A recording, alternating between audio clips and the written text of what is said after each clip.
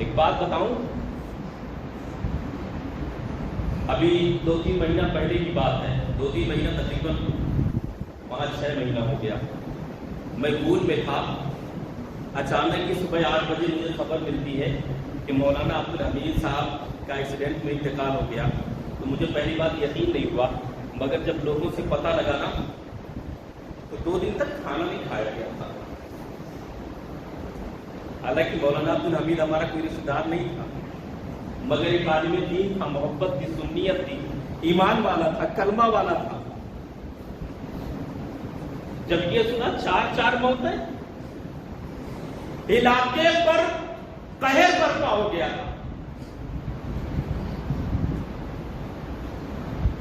ارے 4 موت ہونے پر علاقے پر قہر برپا ہو جائے تو امام حسین نے تو اپنے خاندان کے 18 افراد کو کٹوایا تھا۔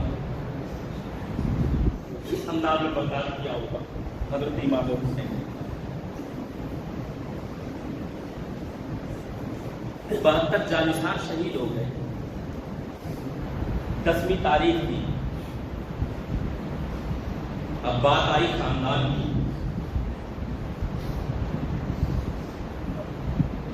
حضرت عباس کے بازو میں وہ طاقت تھی، کتابوں میں آتا ہے کہ حضرت عباس اگر ان یزیدیوں کے مقابلے میں آتے تو 22,000 کیا 22 لاکھ کا لشکر جرار ہوتا تو اس کا بھی مقابلہ کر لیتے۔ اتنی طاقت تھی بازو میں۔ حضرت عباس کو ثانیہ حیدر کرار کہا گیا ہے۔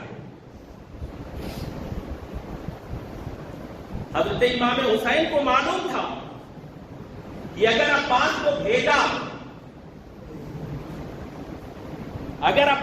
بھیجا تو 22,000 کا لشکر جرار جگہ نہیں ملے گی بھاگنے کی، فوراً کاٹ کے رکھے گا۔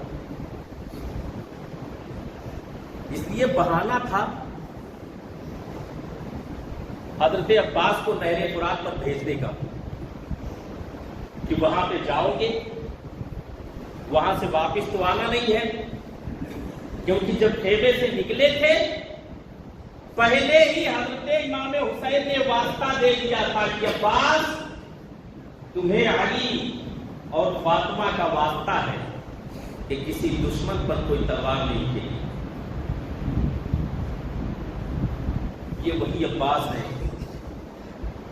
جب پانی کا مشکیزہ بھرا نہر فرات میں،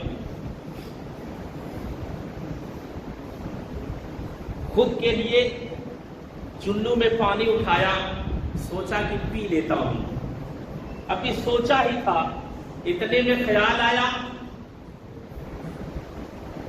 کہ چچا عباس کیسے پیے گا جب چچا کے بھتیجے 6 مہینے کا علی اصغر جھولے میں پیاسا لیٹا ہوا ہے، پہلے بیٹے کو پھر اس کے بعد خود پینا۔ مگر منظور خدا کچھ اور ہے۔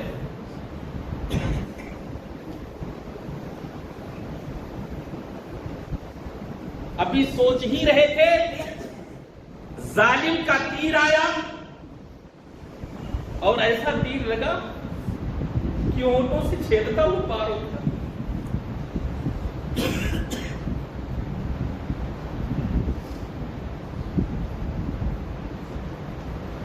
جب نہر فرات کے اندر کھول گیا حضرت عباس کا تو حضرت عباس نے سوچا کہ لاؤ گھوڑے کو پانی پلا دیتا ہوں۔ گھوڑے کو وہیں اس کا سر نیچے کیا۔ گھوڑے نے سوچا امام پاک میں پانی کیسے پی لوں جس پانی میں حضرت عباس کا خون مکس ہو گیا ہو۔ اٹھے، ہاتھ میں تلوار اٹھائی، مشکیزہ بغل میں دبایا، گھوڑے کو ایڑ لگائی، خیمے کی طرف بڑھے۔ ابھی خیمے کی طرف بڑھے تھے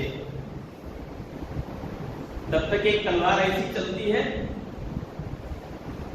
کہ جس ہاتھ سے گھوڑے کی لگام کو پکڑا تھا وہ ہاتھ ہی کاٹ دیا ظالم۔ اب کیسے گھوڑے کی لگام کو پکڑا جائے؟ تو حضرت عباس نے سوچا کہ ایک ہاتھ میں تو مشکیزہ ہے، اب اس لگام کو اپنے دانتوں سے دبایا، پھر آگے بڑھے، گھوڑے کو تیر لگا اور گھوڑا بےتاب ہو کر زمین پر گر گیا۔ حضرت عباس نے سوچا کہ کم سے کم سٹتے ہوئے چلا جاؤں، خیمے تک نہیں پہنچے، مشکیزے پر تیر لگا، مشکیزہ خالی ہو گیا۔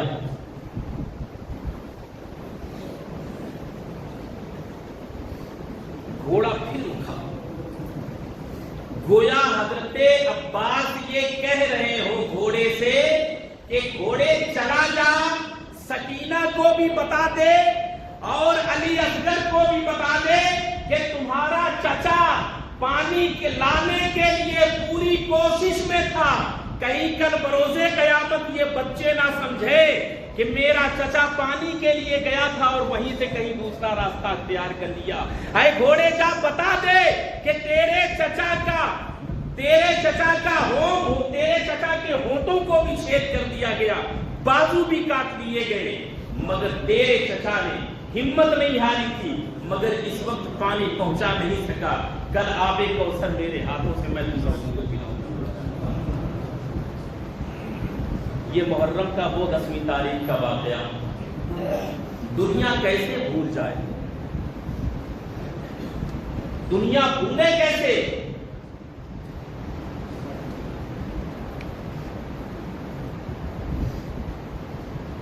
علی اکبر کا نمبر آیا،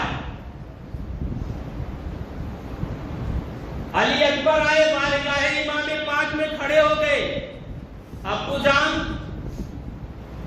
سب لوگ چلے گئے، مجھے کب تیار کر کے بھیجیں گے؟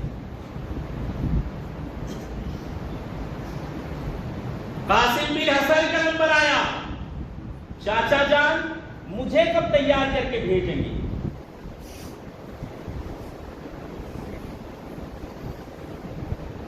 حضرت زینب آتی ہیں، دامن پکڑ کے جھوم جاتی ہیں، بھیا میرے پاس کوئی کمائی نہیں ہے کہ میں خاندان اہل بیت کو دے دوں، کوئی مال نہیں ہے کہ میں خاندان اہل بیت کو دے دوں، کوئی زر نہیں ہے کہ میں خاندان اہل بیت کو دے دوں، مگر میرے پاس 2 بچے ہیں، عون و محمد نام کے، ایک کی عمر 6 سال ہے اور ایک کی عمر 8 سال ہے، یہ دونوں بچے ہیں، بھیا اگر یہ قربانی قبول کر لی جائے۔